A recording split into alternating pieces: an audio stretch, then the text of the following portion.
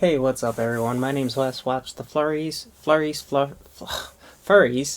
and other feather folk, I guess. Anyway, we're talking feats in today's video, so let's go. So before we get into it, the first thing we're going to talk about is a bit of news. The Scion survey closes out this week, and then we also have the that's about it for D&D news, honestly. Warhammer news, it's like Ultramarines weekend this upcoming Saturday, because you can pre-order everything that was announced for the Ultramarines. And that's honestly about it for the news. So I'm covering all of the Humblewood campaign setting feats in this video.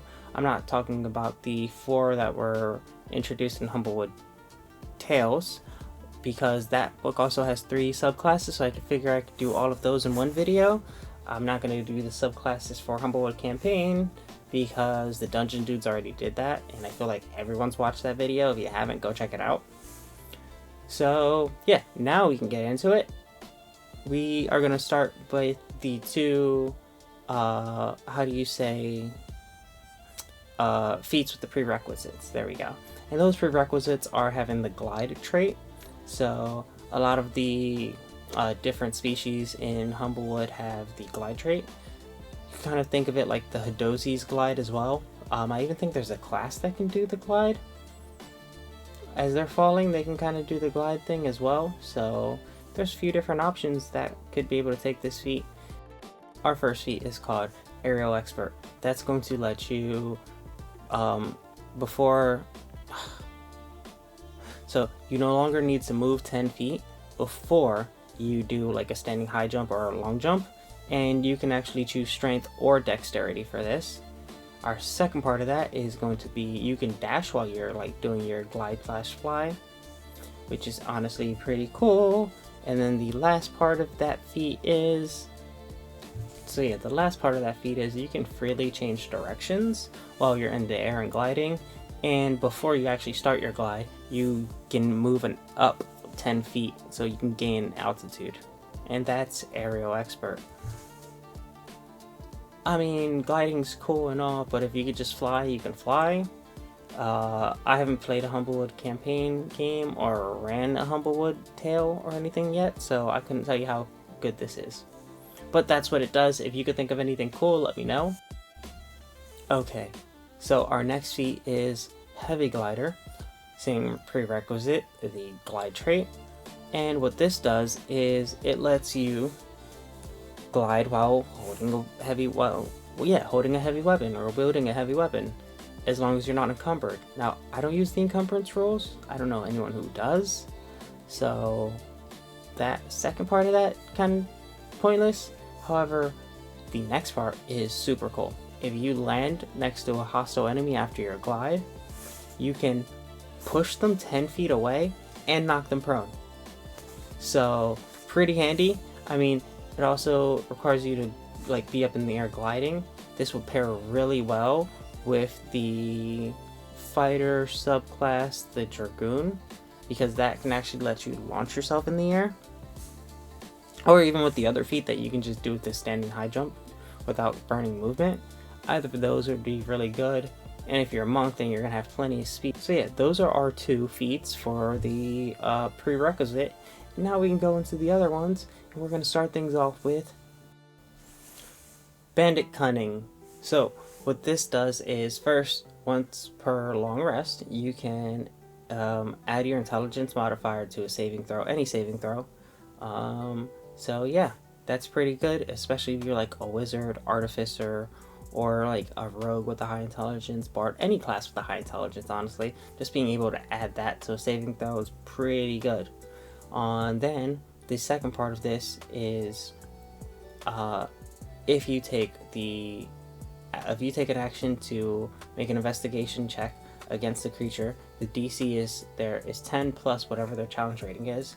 You get to find out one thing about them, and that can be like resistance and immunities, so 1 resistance or 1 immunity, condition immunity, like their whether or not they have legendary actions, reactions, and like any special senses that they might have.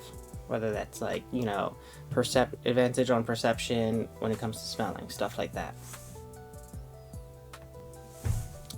Like I said, good on a wizard and stuff.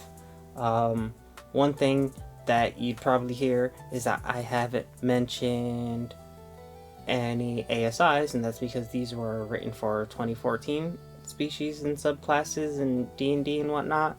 So updates, I mean, the first two were kind of obvious, strength, con, or dex. This one I'd say dex, intelligence, or constitution. As far as even the way it's worded is in like 2014, because now it would have been like you make a D20 test, and you would have taken the study action, I believe, instead of just saying investigation check, to like simplify and streamline things. However, it's not, but you get the gist of it. So let's keep going. Our next feat is Opportunistic Thief. So it increases your dexterity by 1. You also can, when a creature misses you in combat, you actually, no reaction required. You can just make a sleight of hand check, and that creature, well, you can steal something from that is worn or carried. The DC is 10 plus the creature's dex modifier. Then outside of combat, when you do like make a sleight of hand check and snatch something, you can instantly conceal it flawlessly on your person somewhere. So, I mean, you get a +1 to your dex, you can steal something, but how often are you like facing a creature or beast that isn't like, well, that actually carries things on them that you can possibly snatch from them? I don't know. Our next feat is called Perfect Landing. And so yeah, Perfect Landing, what this is going to do is increase your dex by 1. It's going to reduce your falling damage as well. So instead of taking d6 every time you fall more than 10 feet, you're going to take d4. Also, you're not going to take damage until you fall more than 30 feet. Oh, and you don't land prone when you fall either. So that's Perfect Landing, and it kind of does what it says in my book. There's like, it's pretty good if you don't have the ability to fly, and if you do, well, if you stay around like 35 feet, you only take falling damage from being, 10 for every 10 feet. So if you don't take it for the first 30, and so that extra 5 feet I don't think will matter. So that's one thing you can do with that. So yeah, that is Perfect Landing. And then up next we have Speech of Ancient Beast. So this is going to increase your charisma by 1. I love feats that increase your charisma. Then it's also going to give you a slew of abilities, starting with Beast of large size or larger are friendly towards you unless you've attacked them. So this is literally going from large to huge to gargantuan and up are just going to be friendly towards you. You also have advantage when making any charisma checks. So I guess taking the influence action, but it does specifically say charisma, so I guess animal handling wouldn't count here, but I'd allow it. Then we also have you can speak giant eagle, giant elk, and giant owl, which are considered celestials now according to the 2024 rules. Then plus there's still more. You can, any creature that's large or any beast that's large and or larger can understand you, whether or not they speak a language. And then even if their like intelligence is lower than 4, they can still understand you. They just understand very simple concepts. So I mean, that is really great. I think it would be cool on a bard, especially if you're like Disney princess style bard, where you love speaking with animals and speaking with plants and all that fun stuff. Like you lean more into the druidic side of a bard, from like ancient folklore type of bard. That's how that's how I see this feat. So it's kind of really cool in that part. Or if you're a Fey Wanderer, because the Fey Wanderer Ranger can add their charisma to, or add their wisdom to their charisma. So that's a really good combination right there too, and fits the theme. So yeah, that is Speech of Ancient Beast. Oh my god, I just thought of it on a ranger, because rangers typically know more languages than other species. So you could be like, ich spreche viele Sprachen. Okay, and our final feat is now Woodwise. This is... oh, focus. Okay, so our final feat is Woodwise. You can... you gain proficiency in either nature or survival. Then you also ignore difficult terrain, and you can't be lost except by magical means. Not that crazy, however, I think this is one of those freebies that you just give out to the ranger, like if they're using the revised rules, or if they just like decide to go with Tasha's ranger and like got all their flavorful bits taken away. I would go ahead and give them what's my go-to package? Wetland Explorer. Is it Freediver or Forager? I forget. I think it's both, honestly. And then go ahead and throw on this, and you have a very nature survivally themed ranger again, while still being like mechanically good.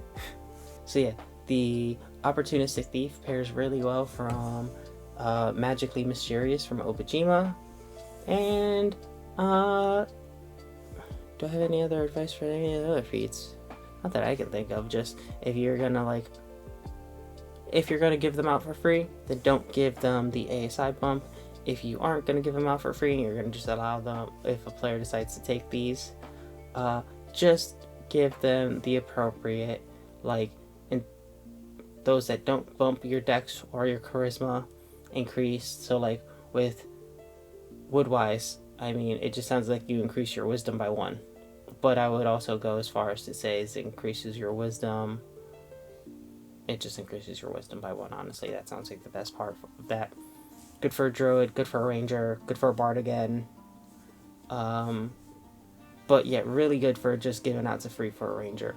So yeah, that's been the Humblewood campaign setting feats.